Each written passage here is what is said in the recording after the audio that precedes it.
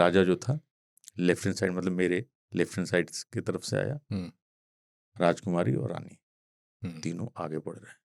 हम कि अब होगा भयानक एक्शन। धीरे धीरे वो और आगे बढ़े, पाड़ा बढ़ रहा है। जो उसके बाद मैंने देखा, एकाएक वो उठा करते जैसे आता है, फेंस तक आया। मैं 3 लुड़मुड़ियां पीछे, 1 2 3 कैमरा वहीं रह गया, मैं गुड़मुड़, मैं भाग नहीं रहा हूँ, गुलाटी मार रहा हूँ। जब उसने देखा तो उसने किया चार्ज, और जो दौड़ी है तो कैमरे मेरे, मतलब जैसे रॉकेट पैन होता है ना, कैमरा वैसे पैन किया, और वो 20-25 लोग छिपकली की तरह पेड़ पे चढ़ गए। हम कभी बुलाओ थे कि आओ तो सब आवत हैं, हम फेंस के इधर रहते हैं, वो लोग उधर से आवत हैं, हमारा आवाज सुन के आ जाते हैं। जबकि डायलॉग में कहते हैं लोग कि शेर हो तो सामने सवार करो। कितना बेवकूफी का बहुत फिल्मी आदमी जमशेद भाई, कर मत दीजिए कभी हरकत। और उसने कसम से बता रहा हूँ, हाँ, अजीब सी आवाज थी और हम भागे। उसने हमें 10 मीटर तक दौड़ाया भी, तीनों ने। दूसरे दिन तक मेरे हाथ कांप रहे थे और मेरे कान में गूंज रही थी आवाज, मतलब एक डर जो था। हद से बढ़े जो इल्म तो है जहल दोस्तों, सब कुछ जो जानते हैं वो कुछ जानते नहीं। खुमार बाराबंकी का ये शेर है और ये बताता है कि हमारी ज़िंदगी में इल्म की कितनी अहमियत है। एक इल्म वो होता है जो हम स्कूल में हासिल करते हैं, कॉलेजेस में हासिल करते हैं, या उसकी हमें परवरिश के दौरान अपने घर से मिलता है। लेकिन एक इल्म वो होता है जो जंगल में शेर शेरनी अपने परवरिश के दौरान अपने बच्चों को देते हैं। शेर शेरनी ही नहीं बल्कि और सारे जानवर, वो स्किल्स उनको अपनी ज़िंदगी गुजारने में मदद करते हैं। आज के एपिसोड में हम इसी तरह की कुछ बात करेंगे। तो शुरू कर रहे हैं आज का एपिसोड आसिफ खान उर्फ खानचा उर्फ शेर खान और जमशेद कमर सिद्दीकी के साथ, जंगल जिंदाबाद। खानचा, क्या है आज के शेर खान में खास? आज की जो कहानी है वो बहुत खास है जी। और शुरुआत मैं कहूँगा, मतलब थोड़ा दर्द भरा रहेगा। ओह। और स्कूल इन द जंगल कहानी आज इसकी। स्कूल इन द जंगल मतलब जो जंगल के अंदर का जो स्कूल है, जिसके कुछ स्टूडेंट्स हैं जिनको स्किल दिए जाते हैं। लेकिन ये यहाँ बच्चे आदमी नहीं है, हाँ, यहाँ टाइगर्स के बच्चे हैं, क्या टाइगर्स बात है, क्या बात है, जिसको ट्रेनिंग दी जाएगी। क्या बात है। तो ये मामला है अगस्त 2009 का। अच्छा। तो स्कूल इन द जंगल हम इसलिए कह रहे हैं क्योंकि वो उनकी जो परवरिश हुई, जो सिखाया गया, वो जंगल के अंदर ही सिखाया गया था। अच्छा। तो 2009 अगस्त की बात थी। ये जगह है बांधवगढ़। बांधवगढ़ की बात हो रही बांधवगढ़ है। हर किसी को पता है, जी जी जी। घोन जंगल है, काफी बार हम, आपका फेवरेट भी है, आपने बताया था। हाँ, वन ऑफ माय फेवरेट। तो बांधवगढ़ हम हर बार बताते हैं, उमरिया के करीब है, ताला जोन है, मगधी जोन है, और बहुत ही खूबसूरत जंगल है।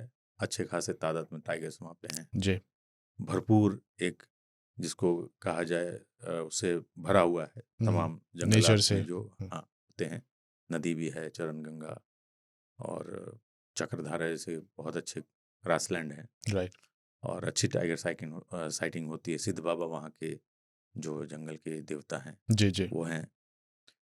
तो बांधवगढ़ को मतलब कितनी बार हम बताएंगे कि कैसे जाना है। तो उमरिया से बहुत वो करीब सब तो है, हम पिछले कटनी के एपिसोड्स में थ्रू भी कवर जा भी कर सकते चुके हैं। हैं। हाँ, वो सारी जी। चीज़ें हैं। पर ये और स्कूल इन द जंगल की जो बात हो रही है, स्कूल इन द जंगल भी बांधवगढ़ की कहानी है। हम्म। तो बांधवगढ़ से सटा हुआ, मतलब जो जंगल है, सटा हुआ एक गांव है, जो कि मतलब जंगल के एज है, फिर गांव शुरू हो जाता है, जिसको बफर जोन भी हम कहते हैं। जी जी जी। जंगलात आ जाते हैं। पतौड़ उस जगह का नाम है, जो वहाँ से कुछ किलोमीटर, मतलब जंगल के एज पे ही है। तो उस रेंज की जो टाइग्रिस थी, वो पतौड़ टाइग्रिस थी, उसका नाम ही था। तो अक्सर वो जंगल से निकल के गांव की तरफ भी चली जाती थी। टाइगर करते हैं ऐसा जी। अपने इलाके से निकल के बाहर चले गए। तो वो गांव में इसलिए जाती थी कि बकरी, भैंस, मतलब कोई कैटल वगैरह मिल जाए जिसको शिकार बना करके खा पी ले। तो एक दिन ऐसा हुआ कि वो फिर गांव गई थी और उन्होंने कैटल जानवर मार दिया। तो यूजुअली बांधवगढ़ में जंगलात वाले और गांव वालों के साथ बड़े अच्छे संबंध होते हैं। अगर मान लीजिए किसी जानवर को टाइगर ने मार दिया, तो जंगलात वाले उनको कंपनसेट कर देते हैं, यानी पैसे वैसे दे करके भरपाई कर देते हैं और लोकल भी इतना बुरा नहीं मानते हैं। इस केस में जिनके भी वो मवेशी मारी थी टाइग्रिस ने, पतौड़ की टाइग्रिस ने, उनको शायद बहुत ज़्यादा बुरा लग गया होगा, लगना भी चाहिए, लाजमी है, लेकिन ज़ाहिर है नुकसान हुआ उनका, नुकसान हुआ, बुरा लगता है, लेकिन वो शायद गुस्से में ये काम नहीं करना चाहिए था उनको, उन्होंने उसके ऊपर जहर डाल दिया जिस अरे जानवर बाप को रे मारा बाप। था। ये इसलिए क्योंकि टाइगर फिर आएगी, टाइग्रिस बाघिन, और वो खाएगी और मर जाएगी, तो बदला पूरा। पर ये कितनी नीच सोच है। नीच सोच है, लेकिन मैंने फिर कहा ना कि धरती पे सबसे गिरा हुआ प्रजाति इंसान ही है।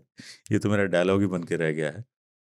तो उन साहब ने ये कांड कर दिया, जहर डाल दिया, जी। वो आई और उसको खा लिया उन्होंने।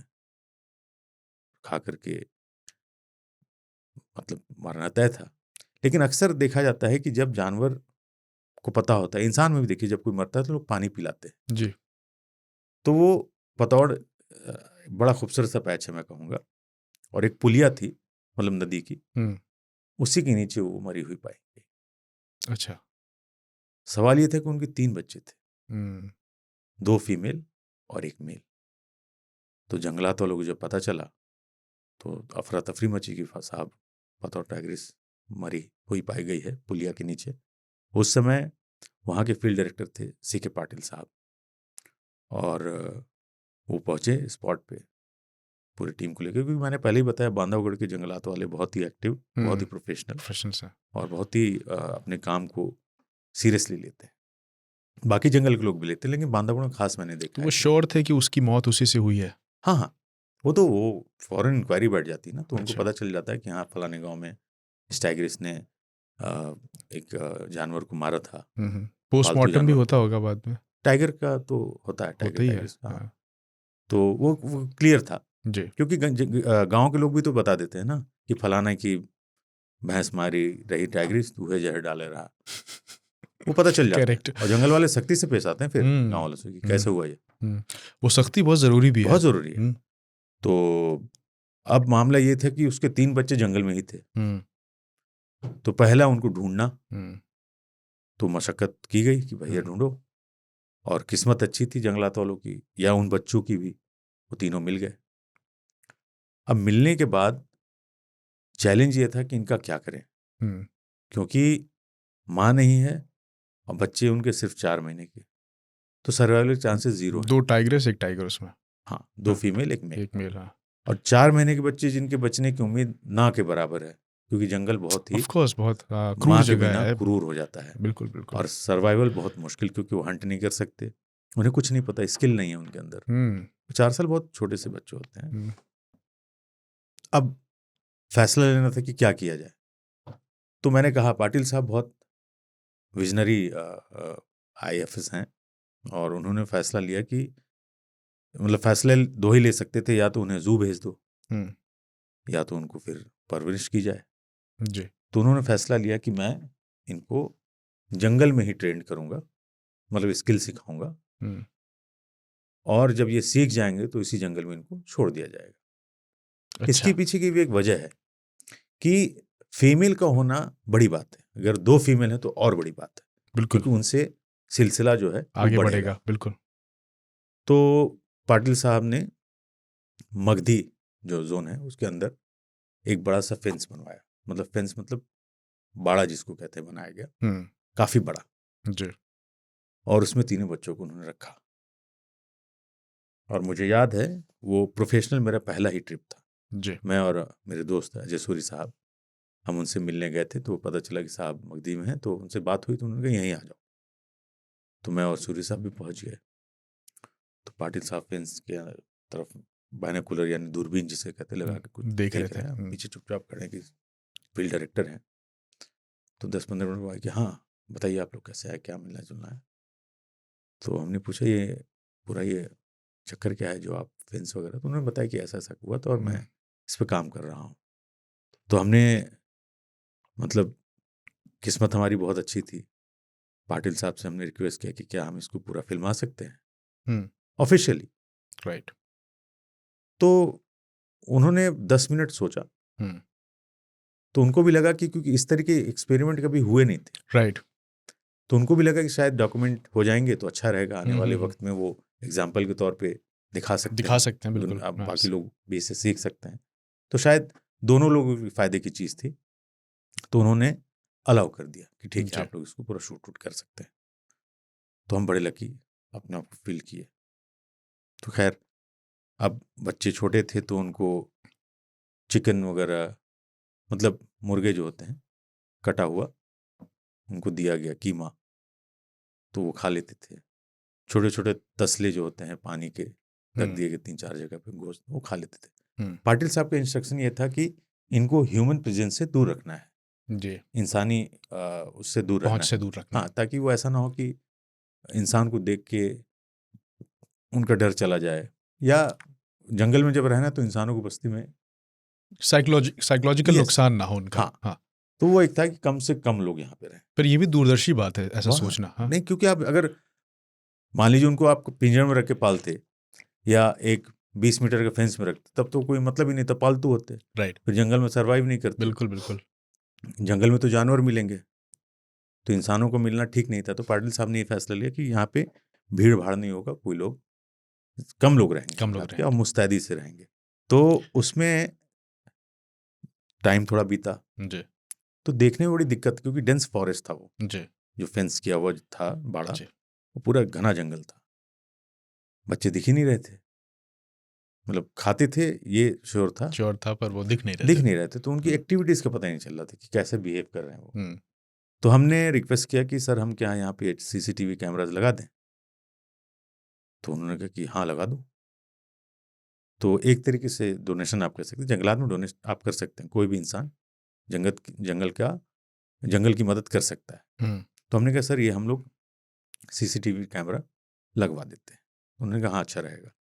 तो हमने दिल्ली से पूरी टीम गई थी और हमने पूरे 16 CCTV कैमरे पूरे उस फेंस पे। अच्छा, ये जो CCTV बता रहे हैं, बीच में टोक रहा हूँ, जो CCTV कैमरा लगते हैं इनको पावर कैसे मिलता है जंगल में, कैसा अरेंजमेंट हमने होता वहाँ है? पे सोलर पैनल लगाया था। अच्छा, ओके। ताकि वो मिलते रहे, और बैटरी नीचे होती है तो बैकअप मिल जाता है, DVR जिसमें रिकॉर्डिंग वगैरह होती है, और एक मॉनिटर लगा दिया।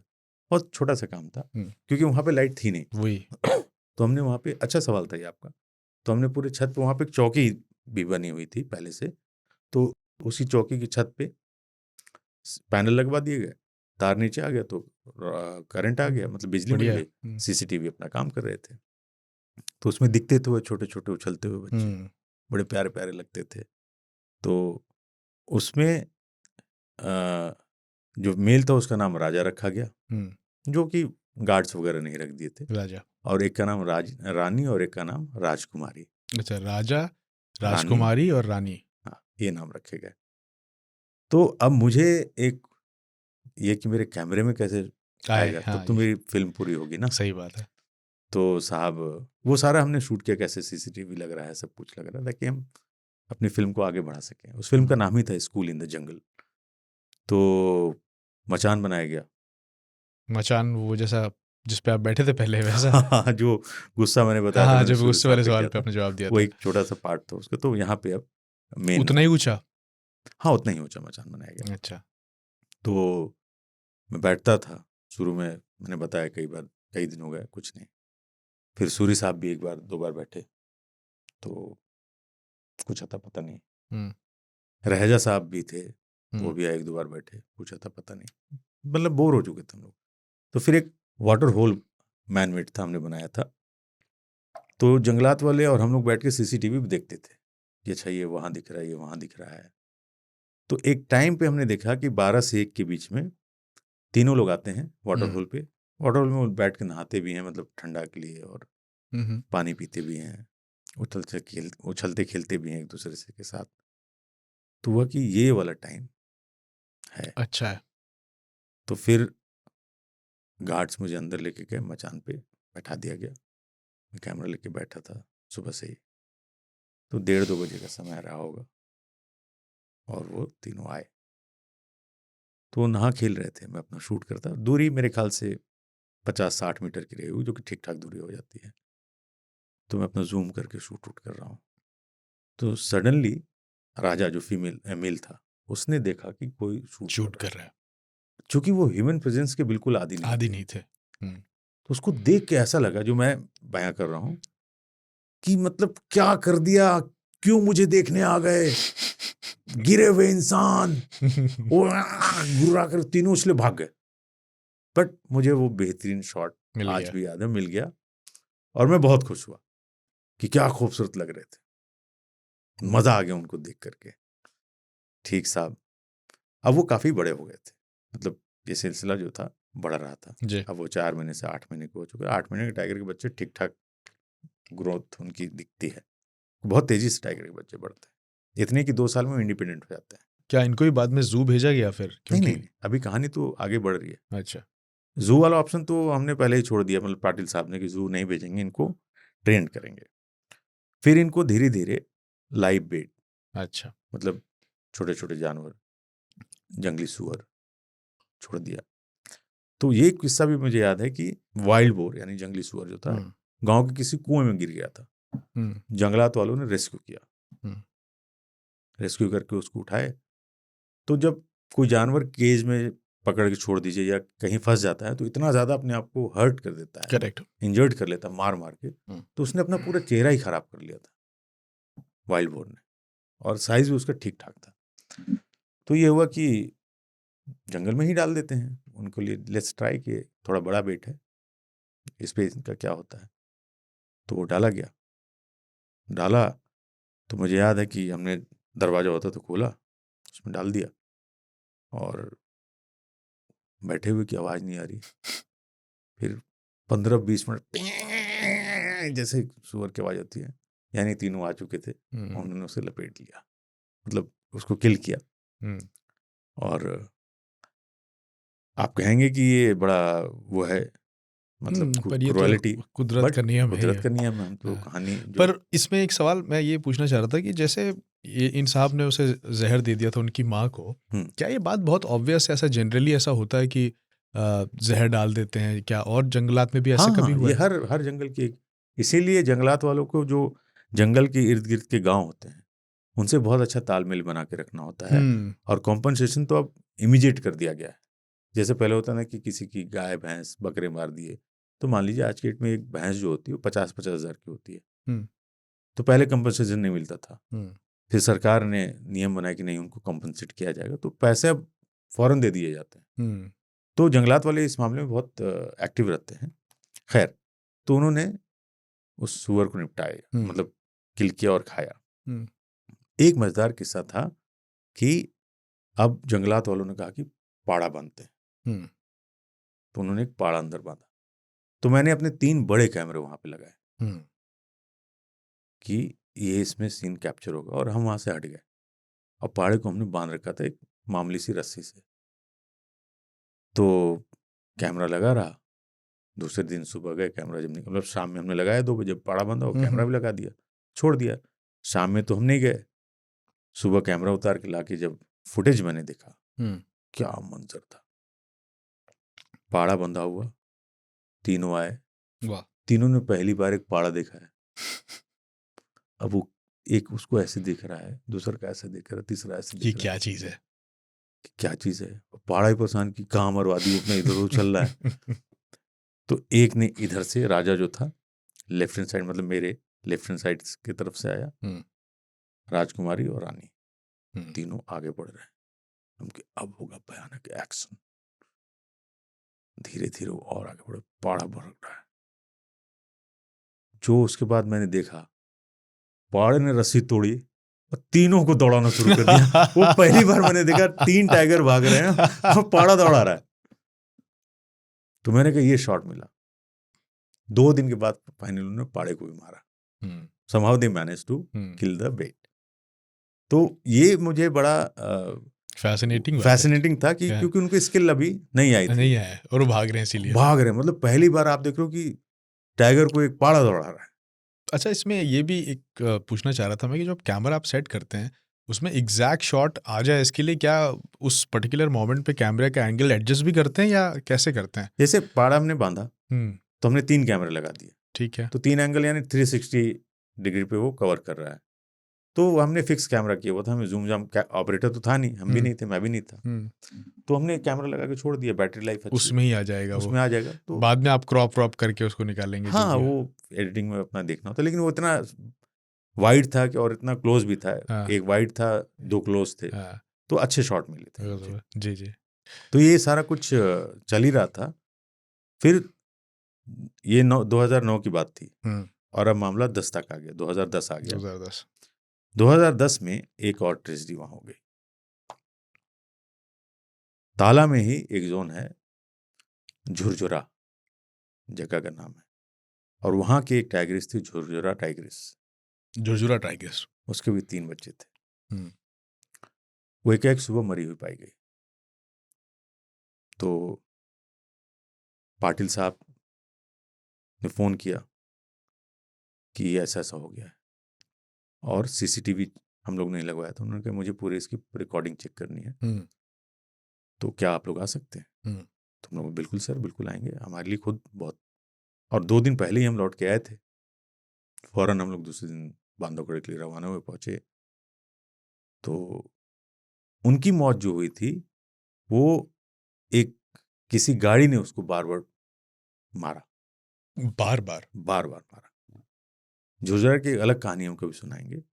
खैर, झुरझुरा की टाइग्रेस की मौत हो गई, 3 बच्चे। कोई एक्सीडेंट तो था नहीं, ऑफ कोर्स एक्सीडेंट नहीं था, इसकी पूरी एक अलग कहानी, इंक्वायरी बैठी थी इसमें, प्रॉपर लोग मतलब केस हुआ उन पे, मुकदमे हुए, वो काफी बड़ा केस था, इस पे कभी और बात करेंगे।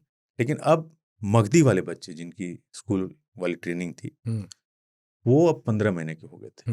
वो बड़े हो गए, इतने बड़े कि मतलब अभी हम लोग को डाउट होने लगा था कि कई बार ये फेंस के बाहर न चले जाएं। तो एक दिन रानी जो थी, फेंस को कूद के चली गई। अब यहाँ तो हड़कंप मच गया कि अरे यार, ये तो बाहर चली गई, और सीसीटीवी में दिखा हुआ हमें जाते हुए दिखाई दी, कूद के भागी है। तो पाटिल साहब, पूरी टीम, मैं भी, अजय सूरी साहब भी, हम लोग पहुंचे वहां मगधी। तो कैमरे से दिखा कि एक तरफ गई है, अब फेंस कूद चुकी है तो रास्ता बंद है। तो हमने फेंस को काफी खोल दिया, उसी जिस डायरेक्शन से वो गई थी उसी, क्योंकि यूजुअली वो लौट के उधर ही से आएगी, ऐसा हम कयास लगाया गया, एक पाटिल साहब का आइडिया था। और 20-25 लोग हाका मतलब वो जो जानवर को घेर करके आगे बढ़ाते हैं, वो टीम बनाई गई। तो एक मचान बना 2, एक पे मैं बैठा कैमरा लेके, और दूसरी तरफ पाटिल साहब बैठे थे। और गर्मी का दिन था, वो एक अजीब सी एक मक्खी होती है, छोटी छोटी, लुप्ती बोलते हैं उसे, जो आंखों में, बिल्कुल आंख में, क्योंकि हमारे पानी होता है ना, नमी होती, तो नमी पे आके बैठती। तो इतनी थी कि मतलब आंख संभालना मुश्किल, चश्मा लगा करके भी हम परेशान हो रहे थे। बट एनीवे, वो सिचुएशन बड़ा टाइट था, और चैलेंज भी था कि कहाँ चलेगी, अंदर कैसे आएगी। तो बाड़ा खोल करके हाका वाला प्लान चल रहा था। सडनली देखा मैंने कि वो आ रही है। अरे वाह, ठीक है, और वो परेशान है कि अंदर आने के लिए, मतलब गलती से जैसे वो बाहर चली गई, वो अपने इलाके में वापस आना चाहती है, तो बाड़े को रगड़ते हुए। तो कितनी देर आपको वेट करना पड़ा जब आपने देखा वो आ रही है? एक्चुअली हम मचान पे बैठे थे, और जो 20-25 लोग थे, पाटिल साहब मचान से उनको डायरेक्ट कर रहे थे कि देखो तुम उधर से जाओ, ऐसे लाना, ऐसे करना, वैसे करना, ये सब। तब तक वो देखा तो आ रही है, कैमरे मेरे दिख गई। तो मैंने आवाज लगाई, मैंने कहा वो आ गई। ठीक, वो आ गई, सब पलट के देखे तो वो इस तरफ से आने वाली थी। जब उसने देखा तो उसने किया चार्ज, और जो दौड़ी है, तो कैमरे मेरे, मतलब जैसे रॉकेट पैन होता है ना कैमरा, वैसे पैन किया, और वो 20-25 लोग छिपकली की तरह पेड़ पे चढ़ गए। वो डर ऐसा था, जाहिर है डर था, लेकिन वो बिल्कुल उनको हमला वाला उसका वो नहीं था, वो जो चार्ज था, वो सिर्फ कि भागो यहाँ से, और वो चिरते हुए अपने बाड़े में चली गई। फिर हमने फेंस बंद कर दिया, लॉक कर दिया। क्या बात है। तो ये पूरी कहानी अगर आप सोचें तो आपको फिल्मी लग रही हो, लेकिन वो इंटरेस्ट जो बना रहता है वो ऐसे होता है। अब किस्सा क्या हुआ कि वहाँ पे जो ललित पांडे साहब वहाँ के रेंजर थे, तो उसी चौकी में एक गार्ड थे, कह सकते हैं आप, विश्राम उनका नाम था। ठीक है, गार्ड का नाम विश्राम? हाँ, विश्राम। और हम जब भी जाते थे तो मगधी, तो जंगलात वाले मतलब जो गार्ड्स होते थे, तो हम भी चाय वाय पीते थे, कई बार खाना भी हम खाते थे। बहुत शरीफ वहाँ के गार्ड्स हैं, कोई कुछ कभी पैसे वैसे हमसे नहीं मांगते थे। राशन वासन तो लेके जाते थे, चाय पत्ती, चाय, दूध, चीनी, आटा, चावल, सब्जी, ये सारा कुछ। तो विश्राम रोज एक नई कहानी सुनाता था मुझे। हमें पहचानत है साहब, राजा भी पहचानत है, रानियों और राजकुमारियों पहचानत है, उनकी ऐसी लैंग्वेज है। तो कई लोग बोलते झूठ बोलता है कि आप लोग को सनकाने के लिए, चढ़ाने के लिए ये झूठ बोलता है। तो हमके सच में विश्राम, हाँ साहब, हम कभी बुलाओ थे कि आओ तो सब आवत हैं। हम फ्रेंड्स किधर रहते हैं, वो लोग उधर से आवत हैं, हमारा आवाज सुन के आ जाते हैं। हमको चलो दिखाओ, ले गया, बैठे रहे एक जगह, विश्राम आवाज दे, आओ आओ। अरे घंटा कोई नहीं आया भाई साहब। तो बोला लगा था आराम कर रहे होंगे, हम चलो कोई बात नहीं। तो ये कुछ हमारी अच्छी मेमोरीज यादें थी हैं वहाँ की। तो बहुत ही अच्छा। पर जो अब हमने जैसे इस वाली कहानी में भी सुना कि बच्चे 3 थे और उनकी माँ नहीं थी, तो ऐसे बच्चों की ट्रेनिंग और स्किल्स अपने आप डेवलप हो जाते हैं वक्त के साथ, या उनके लिए उसमें जंगल वाले कुछ हेल्प करते हैं अलग से, उनके कुछ इंतज़ाम होते हैं? देखिए, जंगल वाले इंतज़ाम सिर्फ इतना करते हैं कि उनको बेट वगैरह देते हैं। स्किल उनको खुद से सीखना है। स्किल सिर्फ माँ ही सिखा सकती है। माँ नहीं है तो उसकी जगह कोई नहीं है, फिर वो सीखना आपको खुद ही है। खुद ही है। या तो फिर कोई उस शेर जैसा हो जिसकी कहानी हमने डिस्कस की थी। देखिए, स्किल की अगर जब हम बात करते हैं तो माँ, चाहे इंसान की हो चाहे जानवरों की हो, सिखाती सब कुछ माँ ही है, इसमें कोई शक नहीं है आपको। बिल्कुल।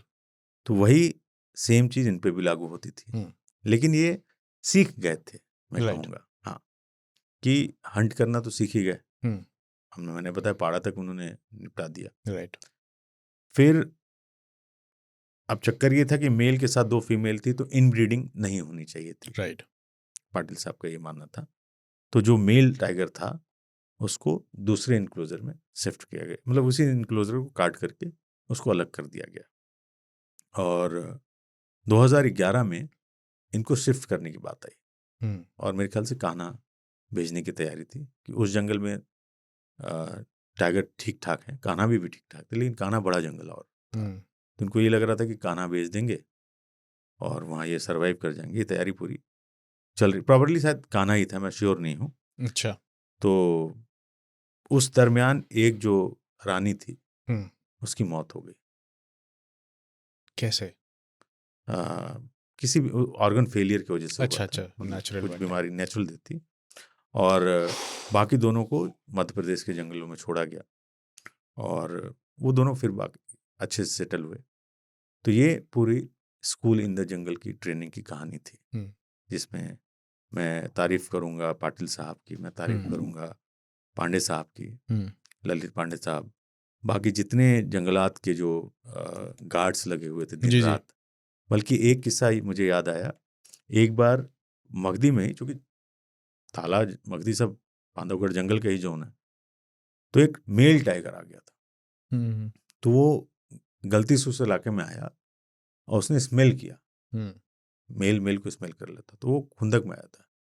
तो हम उस रात चौकी पे ठहरे थे, तो वो इतना जोर जोर से रोर कर रहा था, ग्राउलिंग कर रहा था, तो पूरी रात वो जो उसका साउंड था ना, वो मजा आ गया सुनकर।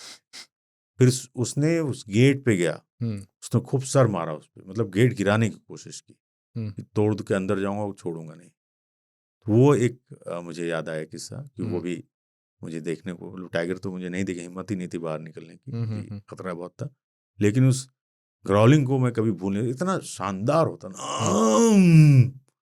और वो पूरा गूंजता है, किलोमीटर में सुनाई देता है।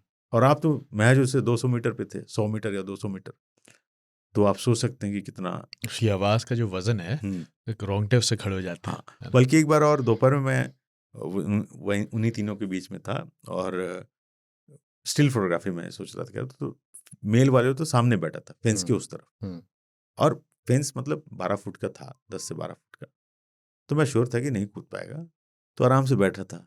तो मैं अपना स्टिल कैमरा लेकर के क्लिक कर रहा था और आराम से कभी ऐसे देख रहा है, कभी ऐसे, उठ नहीं रहा है, तो मैं भी फोटो खींच रहा हूँ फिर आराम वो से, उठ गया। और आराम से मैं घुटने के बल बैठ के खींच रहा था। एकाएक वो उठा करते जैसे आता, फेंस तक आया, मैं 3 लुड़मुड़ियां पीछे, 1 2 3 कैमरा वहीं रह के मैं गुड़मुड़, मैं भाग नहीं रहा हूँ, गुलाटी मार रहा हूँ, और फिर वो पीछे भाग गया उठ करके। तो वो मेरी अच्छी मेमोरीज उन तीनों के साथ की रही। जो जंगल के जो आसपास के इलाके हैं जिनमें लोग रहते हैं, रिहाइश वाले, वो तो ग्राउलिंग सुनते रहते होंगे जंगल। हाँ, उनको अच्छी सुनाई देती है। आप बांधवगढ़, रणथंभौर भी जाइए, तो इवन आप कॉर्बेट की तरफ जाते हैं और अगर आप सुंदर खाल वाले इलाके में हैं तो आपको रात भर ग्राउलिंग सुनाई देती है, टाइगर जब रोर करता है तो। और ये जो आप जिसकी बात कर रहे हैं, ये तो वो है जो बहुत जनरली बोल रहा है, बिना गुस्से के, नॉर्मल आवाज में। नहीं, वो आवाज देता है कि मैं यहाँ आवाज पे देता हूँ, है, हाँ। तुम कौन हो।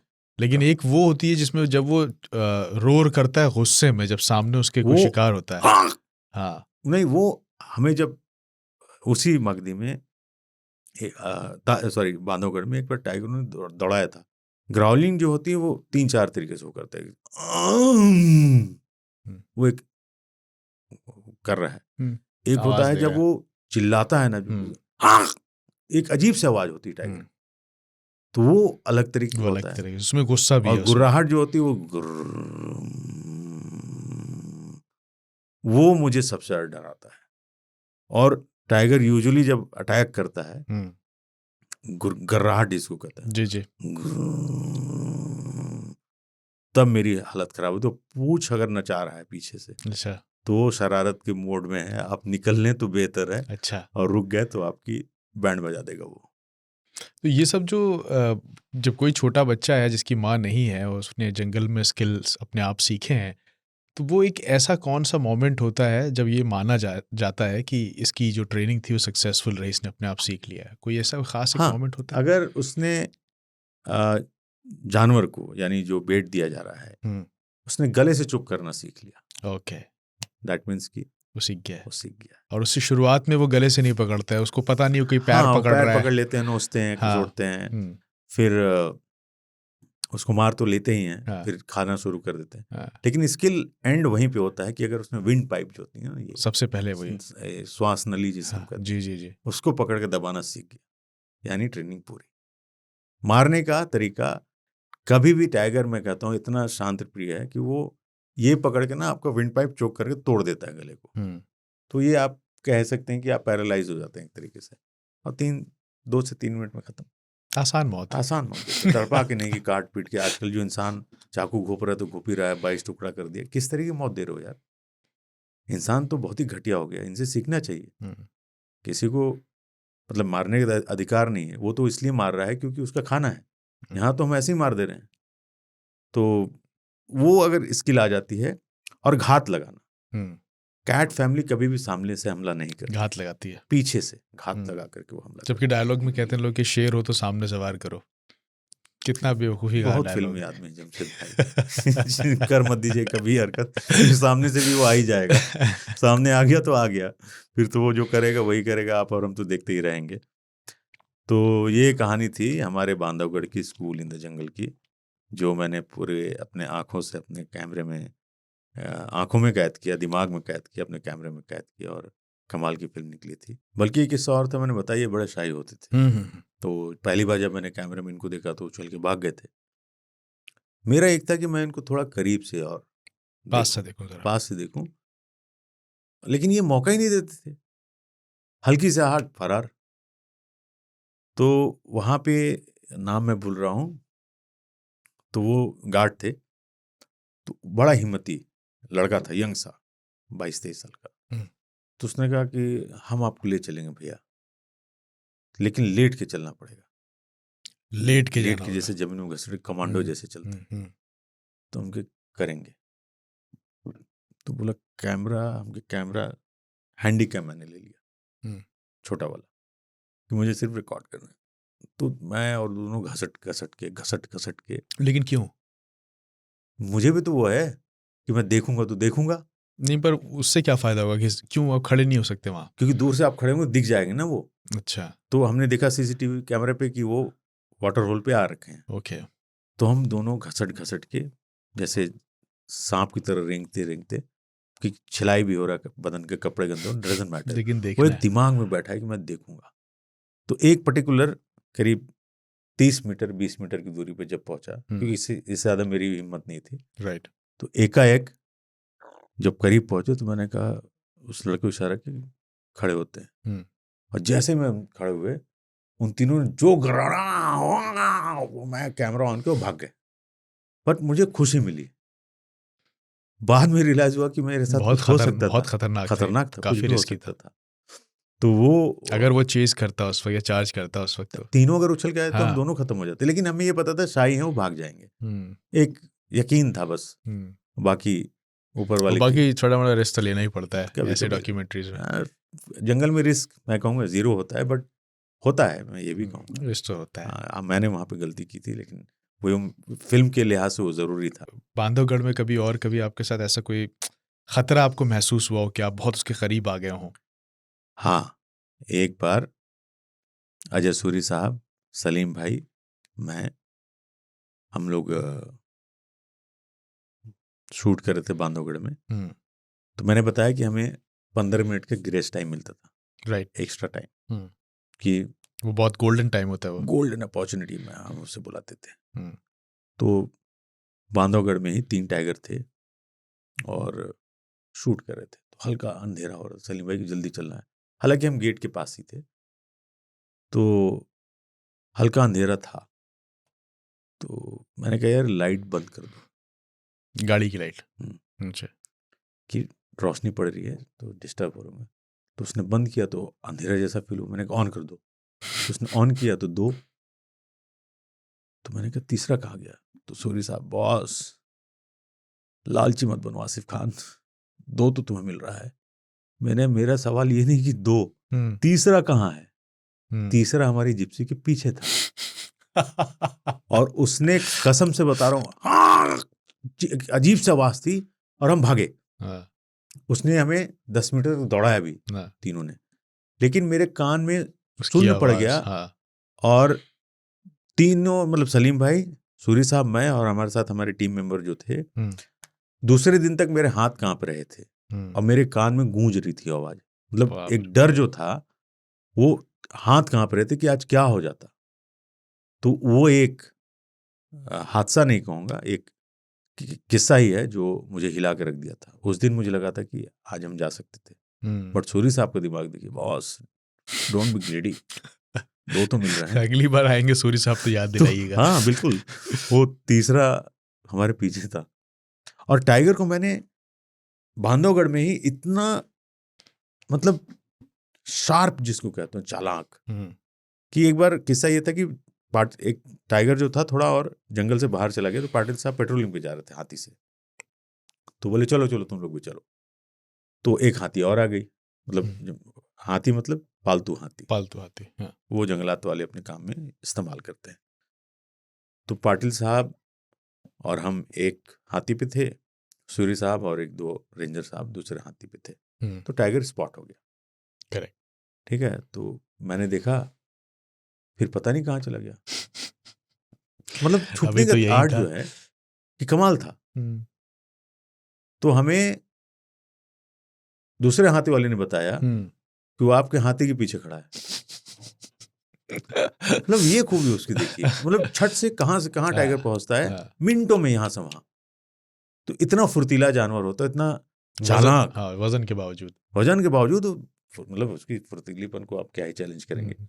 तो छुपाने का तरीका उसको देखिए, अभी मुझे दिखा, गायब, कहाँ खड़ा था? हमारे हाथी के पीछे। तो ये टाइगर की प्रवृत्ति मैंने वहां बांधवगढ़ में देखी। और ये छोटे छोटे किस्से कई हैं जो मुझे बांधवगढ़ की याद दिलाते रहते हैं। और मैं बहुत किस्मत वाला हूँ कि मुझे ये सारे एक्सपीरियंस देखने को मिले, जो कि बाकी किसी को नहीं नसीब होते। बिल्कुल, कि आपने 3 बच्चों की ट्रेनिंग पूरी रिकॉर्ड की, देखी सालों तक।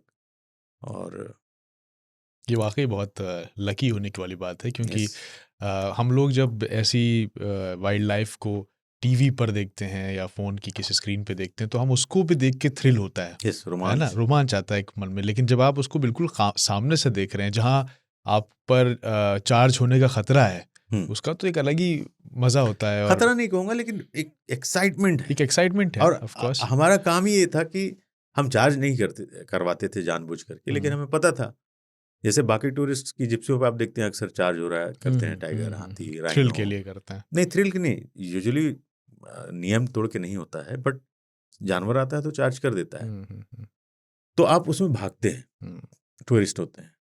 हमारा काम था भैया रिकॉर्ड करना है, हाँ, आपको तो भागना शॉर्ट्स नहीं, चाहिए। शॉर्ट चाहिए आपको। तो वो थ्रिल तो होता था, लेकिन सच मानिए तो मतलब पूरे प्रोफेशनल करियर की बात करूं मैं, तो 20-30 से ज़्यादा ही बार टाइगर का चार्ज हुआ होगा। राइट। और अगर मान ली 30 था तो 20 बार ऐसा लगा कि गए।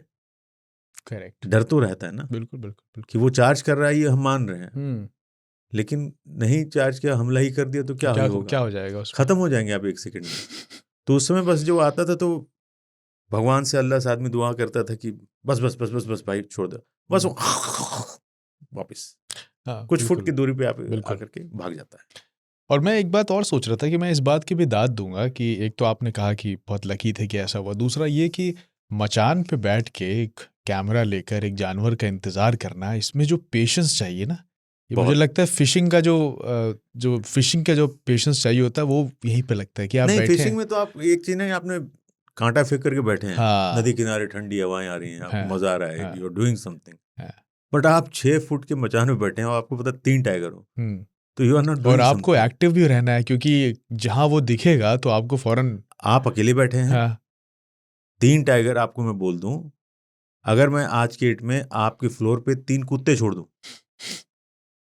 मजाक नहीं कर रहा हूं, तो आप दरवाजा खोल के बाहर नहीं जाएंगे कि यार काट सकते हैं। वहां 3 टाइगर थे, तो आप मेरी हालत समझ सकते हैं। मैं ये नहीं कहूँगा बहुत बड़ा और खतरा तो चलिए था ही, खतरा तो था ही, पर जो उसका जो पेशेंस है कि बैठे रहना है और इंतजार कर रहे हैं, आप देख रहे हैं कि अब आया। ऐसे आप किसी अपने दोस्त के घर जाते हैं, उसको बुलाते हैं। बताऊं, जब शुरू में मैं 2-3 दिन बैठा, मतलब तो मैं मना रहा था कि ना ही आए, ऑनेस्टली स्पीकिंग, क्योंकि इतना डरा हुआ था मैं कि मैं अकेले बैठा हूँ, 6 फुट का मचान है, ठीक है, वो साल भर के हो गए। ऐसे हादसे भी कभी ना कभी दुनिया में कहीं तो हुए होंगे ना, वो साल भर के हैं, लेकिन 3 है, और वो मुझे मार सकते थे।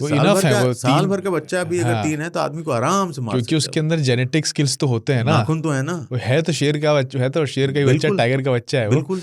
और 1 साल का जो होता है वो कुत्ते से भी दुगने साइज के होते हैं, और स्ट्रांग उतनी होते हैं, और उनके पंजे बड़े होते हैं।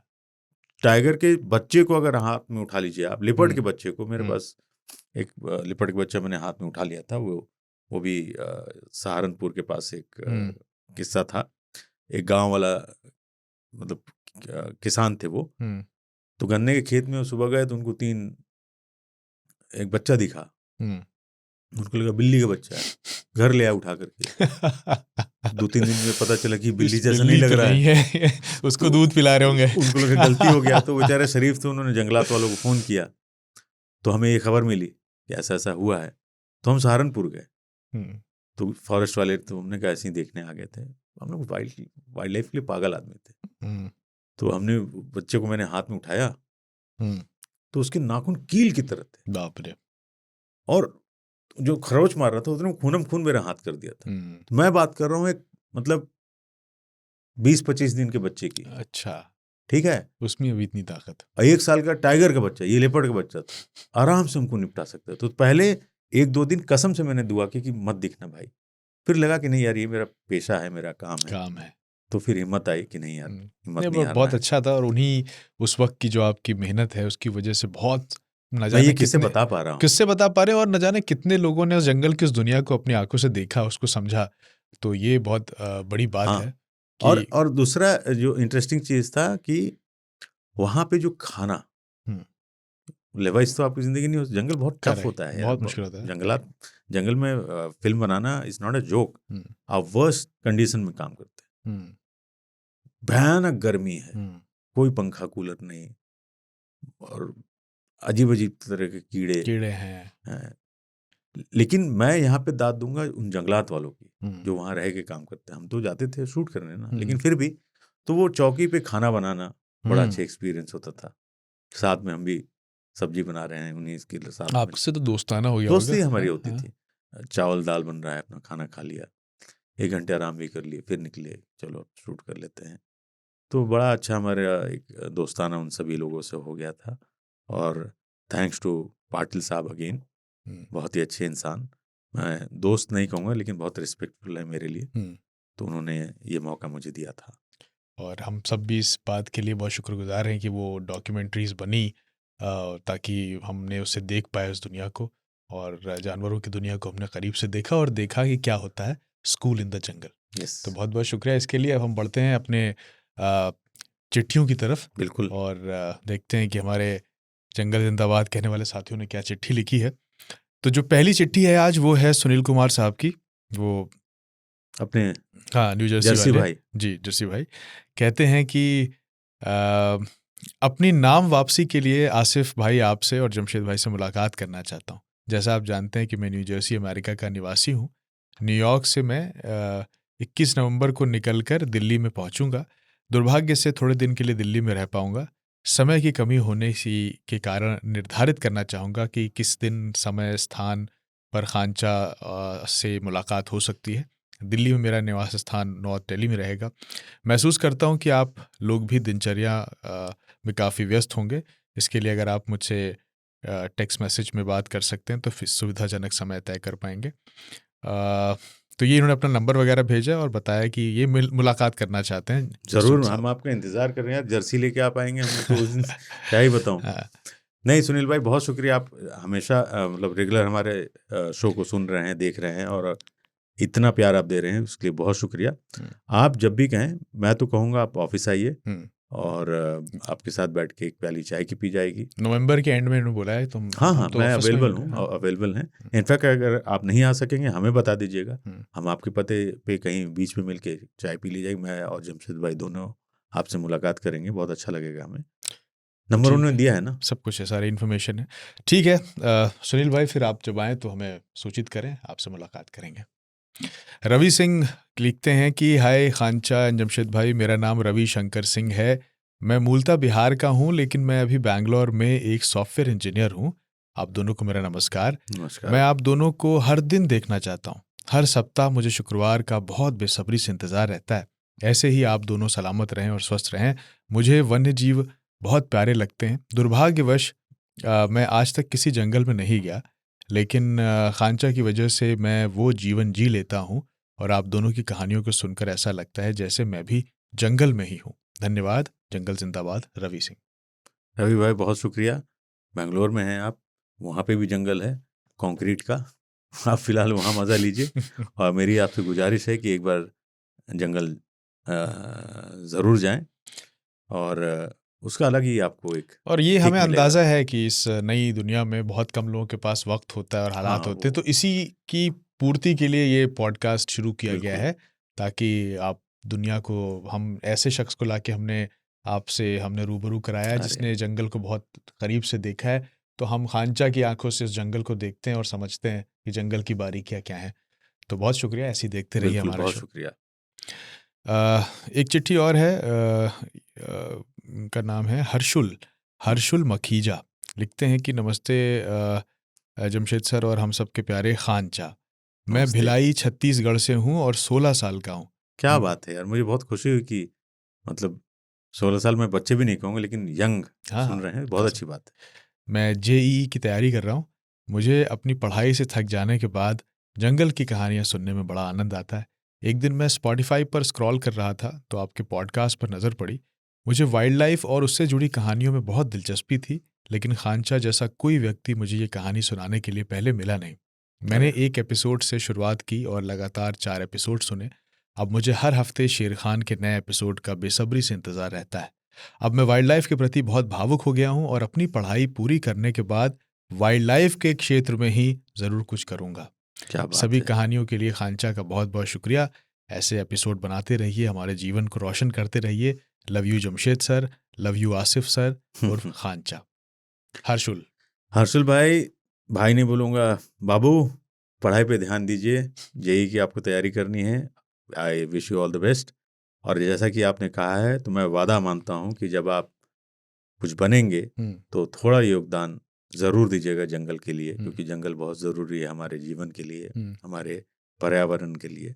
और आप जैसे लोग जो यंग हैं, हम तो अब बूढ़े हो चले हैं, हमें जितना करना था हम कर रहे हैं, करते रहेंगे, लेकिन आप जैसे लोग अगर आगे आएंगे तो जंगल को फायदा होगा और एक नई ऊर्जा मिलेगी। बहुत बहुत शुक्रिया यार। और ये ज़रूरी नहीं है कि वाइल्ड लाइफ के लिए कुछ करने के लिए आप वाइल्ड लाइफ का कुछ ज्वाइन करें तभी आप कर पाए। आप अपनी रेगुलर नौकरी करते हुए भी वाइल्ड लाइफ की सेवा कर सकते हैं आप। इनफैक्ट आप किसी को अवेयर कर रहे हैं, जानकारी दे रहे हैं कि देखिए जानवर खतरनाक नहीं होता है, किसी को समझा रहे हैं, उतना ही बहुत है। ऐसा नहीं कि जा करके आप जहांगीरी काम कीजिए, आप कहीं पे भी रह करके 4 लोगों को कन्विंस कर सकते हैं कि जंगल में रहने वाले जानवर खतरनाक नहीं होते और दुनिया में उनकी अहमियत है, उनको बचाना है, उतना ही बहुत, वो बहुत है, बहुत।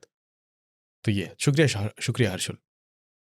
पिछला एपिसोड जो हमारा था यूट्यूब पर, उसे लोगों ने बहुत पसंद किया और आप सबका शुक्रिया इतने खूबसूरत कमेंट्स के लिए। बढ़ते हैं उनके कमेंट सेक्शन में और देखते हैं कि क्या उस पर कमेंट्स आए हैं। एक चिट्ठी और है जो हमारे किसी और जंगल प्रेमी ने लिखी है। नाम इन्होंने अपना नहीं लिखा है, तो हम चिट्ठी पढ़ते हैं। उम्मीद है वो समझ जाएंगे जिनकी भी चिट्ठी है। खानचा व जमशेद भाई जी, मेरी ओर से आप दोनों को सादर नमस्कार। मैं उस राज्य से हूँ जहाँ जंगल तो है, प्राकृतिक सुंदरता का अद्भुत नज़ारा भी है, लेकिन दुर्भाग्य से हमारे जंगलों में बाघों की संख्या बहुत ही कम है। लेकिन जीवन की भागा दौड़ी में इसे ना चाहते हुए भी नज़रअंदाज करना पड़ता था। आप दोनों की हार्दिक शुभकामनाओं के साथ धन्यवाद करना चाहता हूँ। आपके द्वारा बनाए गए इस एपिसोड को सुनते ही उन रहस्यमय जंगल की याद आती है और यादें ताज़ा हो जाती हैं। मन साथ होकर एक एक शब्द में खो सा जाता है। क्या बात है। खानचा का ज्ञान, उनके किस्से, उनके तथ्य, उनके अनुभव और उनकी सादगी किसी किताब से कम नहीं है। क्या बात है, बहुत शुक्रिया सर। आप जैसे लोग जब तक हैं तब तक जंगल से लोग जुड़ते जाएंगे। आप सोसाइटी को एक बहुत अच्छा मैसेज दे रहे हैं। आप बहुत ही नेक काम कर रहे हैं। जंगल जिंदाबाद। मैं क्या तारीफ करूं आपकी सर, आपने इतनी तारीफ कर दी, लेकिन इतना प्यारा आपने खत लिखा है उसके लिए आपको बहुत शुक्रिया। और कोशिश तो हम करते ही रहेंगे जितनी हमसे हो पाएगी। तो प्लीज़ आप जैसे लोग इस कंटेंट को शेयर करें ताकि ज़्यादा से ज़्यादा लोग, हमारा मकसद व्यूज़ का नहीं है, हमारा मकसद है ज़्यादा से ज़्यादा लोग इसको देखें, सुने और जंगल की तरफ अपना प्यार जो है आगे बढ़ाएं। कमेंट्स पे आते हैं। हमारे पिछले एपिसोड पर जिन दोस्तों ने कमेंट्स किए हैं उनको पढ़ते हैं। Hello, I am Shivam from Jalandhar, Punjab.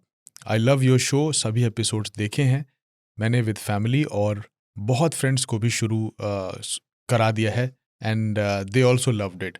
I wait for new episodes every week. Please tell stories about crocodile, घड़ियाल इन नेक्स्ट एपिसोड।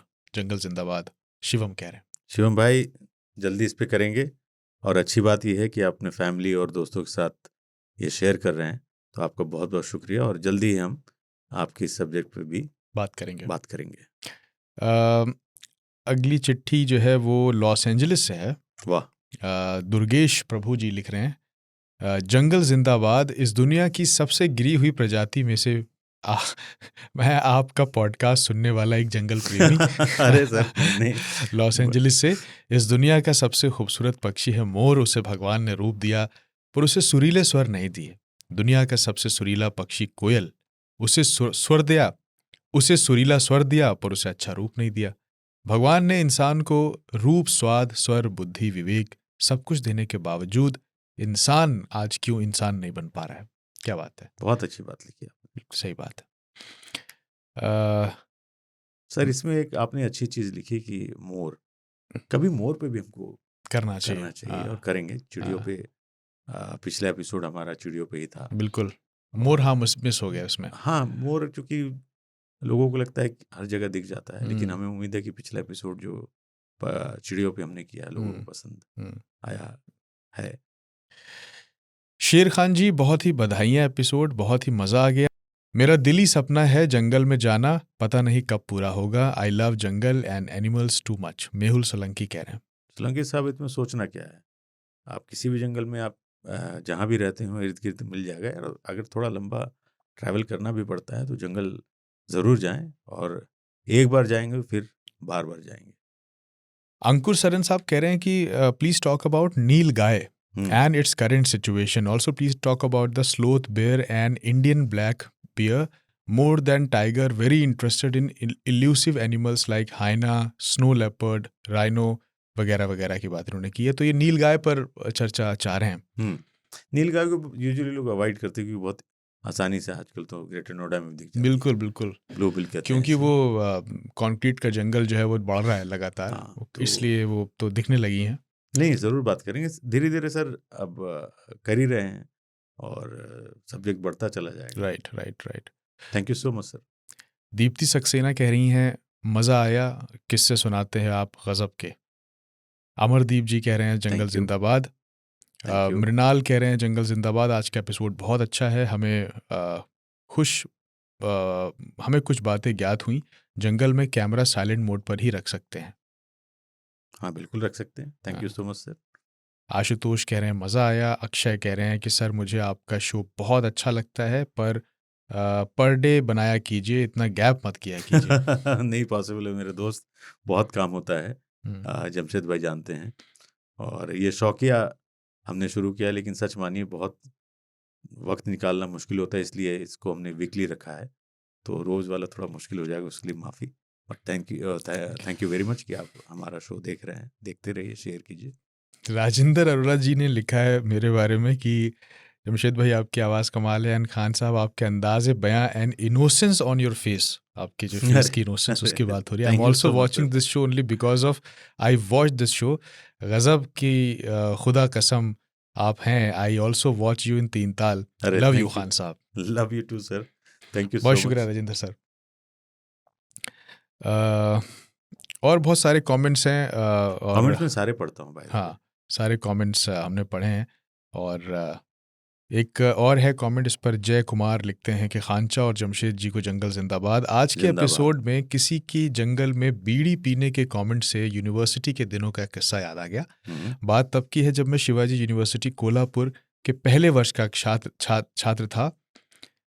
बात तब की है जब मैं शिवाजी यूनिवर्सिटी कोल्हापुर पहले वर्ष का छात्र था। यूनिवर्सिटी शायद 100 एकड़ से ज़्यादा ऐसे यूनिवर्सिटी कई एकड़ से ज़्यादा के ऐसे खूबसूरत एरिया में बसी थी जिसे मराठी में हम निसर्गम्य के अलावा किसी और शब्द से बयान नहीं कर सकते। इसी कैंपस के एक हॉस्टल में मैं रहता था। हॉस्टल के आगे एक छोटा सा रास्ता वेस्टर्न घाट के ऊंचे पुराने पेड़ में छिपा, पीछे एक खूबसूरत तालाब बीच से गुजरता हुआ एक छोटा सा पुल, और हर तरफ कोहरे के साथ खेलती हुई लंबी घास। क्या खूबसूरत बात है। ऐसी सीनरी की वजह से मैं पढ़ाई के लिए हॉस्टल की टंकी के ऊपर चढ़ जाता और किताबों के साथ वहीं दिन गुजारता, कुदरत को निहारते, खासकर छोटी छोटी चिड़ियों की मीठी आवाज़ सुनते हुए। पहला सेमेस्टर खत्म हुआ, धीरे धीरे घास करवट बदल के पीली हो गई। परीक्षा के दिन दोपहर का वक्त, मैं हमेशा की तरह टंकी पर पढ़ रहा था और गर्मियों में गर्म हवा मुझे सुला रही थी कि तभी कुछ दूर घास में आग की ज्वाला दिखी। मैं जल्दी से नीचे उतरा और दोस्तों को छत पे इकट्ठा किया। इन्हीं कुछ मिनटों में दूर दिखने वाली आग की लपटें हॉस्टल के पास आने लगी। इतने में आवाज़ करते हुए फायर ब्रिगेड की गाड़ी आई। अब दुनिया का कोई भी बॉयज़ हॉस्टल हो, दो चीज़ों में कमी कभी नहीं होती, एक टेस्टोस्टेरोन और दूसरा है एड्रेनलिन। फिर क्या, फायर ब्रिगेड की गाड़ी के साथ कूद गए लड़के फायर फाइट में। कोई पानी डाल रहा है, कोई मिट्टी, कोई हरी पत्तियों की झाड़ू लिए है, और कोई एक्शन हीरो की तरह पैर से ही आग को बुझा रहा है। लगभग 2 घंटे के बाद राख और पसीने से रंगे शरीर के साथ जलकर काली पड़ी पर्वती पे हम सब मिशन कंप्लीट मुस्कान के साथ हॉस्टल लौट रहे थे। मेरा ध्यान एक आवाज़ की तरफ गया। हमेशा की जानी पहचानी एक छोटी चिड़िया एक बुश के ऊपर गोल गोल उड़ते हुए बेहद कर्कश आवाज़ कर रही थी, मानो गला फाड़ फाड़ कर रो रही हो। मैंने पास जाकर आधी जली झाड़ियाँ हटाकर देखा तो उसका जला हुआ घोंसला था और अंदर 2 मरे हुए चिड़िया के बच्चे दिखे। धस करके दिल बैठ गया कि सारी मेहनत मानो पॉइंटलेस लगने लगी। ग्रासलैंड में ऐसी कई पक्षियों की जातियां होती हैं जो ज़मीन पर ही घोंसला बनाती हैं, और आगे की घटनाओं में ऐसे प्रजातियों को बहुत बुरा हाल होता है। कुछ दिन बाद पता चला कि आग अपने हॉस्टल के किसी लड़के की वजह से लगी थी। जनाब जलती सिगरेट बट घास में फेंक कर आ गए थे। इंसान जहाँ जाएगा तबाही लाएगा। खानचा सही कहते हैं, दुनिया में सबसे कमीनी चीज़ इंसान ही है। हिंदी में लिखने का अनुभव ज़्यादा नहीं है, तो जमशेद जी को चूक भूल माफ़ी, बाकी फिर एक बार जंगल जिंदाबाद। बहुत बढ़िया यार, पूरी कहानी ना मेरे आंख में चल रही थी, मतलब आंख मैंने बंद करके इसको सुन रहा था। वो आग, वो बचाना, वो चिड़िया के घोंसले का दर्द, मैं सलाम करता हूँ सर आपको कि, और बाकी उन लोगों को जो जिन्होंने उस आग को बुझाया। और यही करना है अपने को। बिल्कुल। जहाँ आपको लग रहा है कि आप कुछ कर सकते हैं तो बिल्कुल कीजिए, क्योंकि आपने देखा कि वो आग एक इंसान ने लगाई, भुगतान बेजुबान चिड़िया ने बिल्कुल किया। बहुत शुक्रिया आपका। 2-4 नाम और मैं मेंशन कर देता हूँ। जयदीप मोर, कुमार शिवम, सूर्य प्रकाश कुशवाहा, सलिल पाल, सागर पाटिल, विकास लाथर कह रहे हैं कि शेर खान जी, एक स्पेशल रिक्वेस्ट है कि आप शेरों के बारे में और मैन ईटर टाइगर्स के बारे में प्लीज़ अपडेट कर और एक बार आप मेरा नाम ले दें तो मुझे लगेगा कि कमेंट रीड कर लिया है। विकास लाथर। विकास साहब, ले लिया नाम आपका। आप मतलब ये तो आपका हक है सर। और देखते रहिए, शेयर कीजिए। शेर खां के नंबर कम नहीं होने चाहिए, इसलिए नहीं कि व्यूज चाहिए, इसलिए कि ज़्यादा से ज़्यादा लोग तक ये बात पहुंचे। सही बात है, ताकि अवेयरनेस ज़्यादा हो। यस, इसका यही एक मकसद है।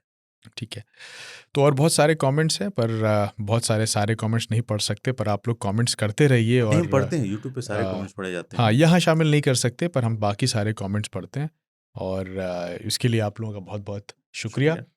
तो आज की इस चर्चा में यहीं पर ख़त्म करते हैं, और आगे फिर लौटेंगे नए जंगल के किस्सों के साथ। खांचा की जो कहानियों की पोटली है, उसमें बहुत सारे किस्से बाकी हैं।